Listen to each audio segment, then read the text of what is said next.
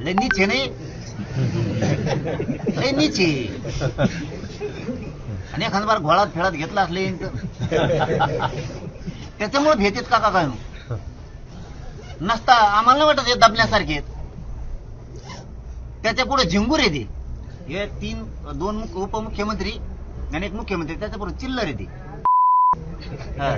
लय चिल्लर येते. ते असं लोळी विचार नाही कुंकडे बी तर कळून मी नाही देणार. पण याच्याजवळ काहीतरी दिसतंय त्यांचं. आणि मग हे असं आहे बायावणी तसले ते मेघे चाळे करतोय. मी हिडो टाकी लेंड्या घाली पुढे औषध घाली, हे असलं बायाच्या वाहनाचं आहे. त्याला एका बापाच्या आवडत असल्याचं का बघायला.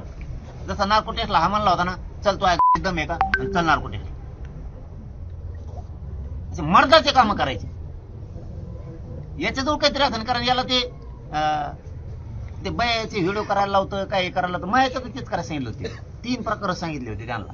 एक तर म्हणे याच्या जेवणात गोळ्या घाला, त्या विषारी गोळ्या, आणि याला मारून टाका ते. आणि आता बघा एवढा वट होता यांचा, आता शेळ्याच्या त्याच्या लेंड्या घेऊन पळायला. यांचा असं वट होता, यांचा कचराच केला. आणखी लय धिंगाणा करणार यांचा. हे जवळ असे लोकांना त्रास देणार, दहशत माजवणार, तोवर यांची पुरी जिरविणारे. हे जर नीट नाही राहिले ना, यांची पुरी जिरविणारे. आणि यांना संतोष भाईच्या प्रकरणात जेलमध्ये घालणारच. त्यांना दुसरं काम सांगितलं की याच्या गाडी अंगावर घाला. आणि तिसरं काम सांगितलं की रेकॉर्डिंग खोट्या बना, व्हिडिओ बना, करा व्हायरल. कारण ते काय असं शरण येत नाही ना, त्याला बदनाम करून टाका. माझ्या जातीसाठी लढतो भाऊ मी, गोरगरिबांच्या लेकरासाठी. संतोष भाईच्या प्रकरणात लढू नको का? गोरगरीब मराठ्यांसाठी लढू नको? त्या लेकरा बाळा न्याय देऊ नको का? मग तुम्ही मला मारून टाकणार, बदनाम करणार. माझा समाज कसा विश्वास ठेवी? तू कसले व्हिडिओ बनवणार, कसल्या रेकॉर्डिंग बनवणार, टाकून देणार पैशाच्या जोरावरती. माझा समाज विश्वास ठेवणार. आणि मी कोणासाठी जीवन वाहून घेतलंय माझं? हाडाची काढ कोणासाठी केलेत मी? ह्याच गोरगरिबांच्या समाजाच्या लेकरासाठी केले. सगळं डावावर लावलंय मी, माझं अख्खं कुटुंब, मी सुद्धा स्वतः. आणि नीच पायदास असली की व्हिडिओ बनवणार, टाकणार, त्याच्यावर माझा समाज आणि सरकार पण विश्वास ठेवणार का?